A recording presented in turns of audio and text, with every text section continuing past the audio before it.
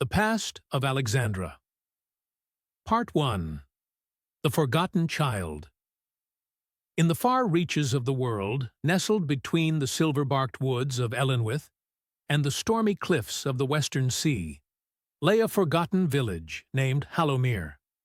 Barely marked on maps and rarely visited by traders, it was a place where time seemed to slow and the wind whispered secrets through the trees.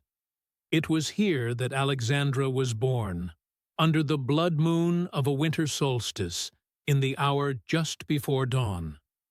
Her birth was not celebrated with joy, but with silence and shadows. Her mother, Elira, a healer and solitary woman of strange knowledge, died giving birth to her. Her father's identity remained a secret. None in the village dared ask, and none dared speak of it. Raised by the elder widow Merla, Alexandra grew up on the edge of the village, in a stone cottage surrounded by wild herbs and wind chimes made from bones and copper. The villagers called her Witch's Daughter, and warned their children not to play near her home. They whispered that she had her mother's eyes, deep violet like the twilight, and that her presence made the air grow colder. But Alexandra was no witch, at least not yet. From the age of 7, she began to hear voices in her dreams. They spoke in tongues she couldn't understand at first, but she felt their pull, like an invisible thread tugging at her soul. The dreams were always of fire, of a great tree split in two, and a silver bird flying through a dark sky. By the time she turned 10, strange things had started to happen. Flowers bloomed in her footsteps. Broken things mended when she touched them. Once, when a boy from the village threw a stone at her, it froze mid-air and dropped to the ground, surrounded by frost. He ran screaming, and his parents petitioned the village council to exile her. But Merla stood her ground. "She is not cursed," she said, "only different. You fear what you don't understand." Still the fear spread. Rumors turned into superstition, and soon Alexandra learned to hide her gifts. She kept to the woods, befriending birds and listening to the wind. In those long, quiet hours, she began to understand the language of trees and the murmur of water beneath ice. She read every book Merla had, especially those with symbols, legends, and forgotten lore.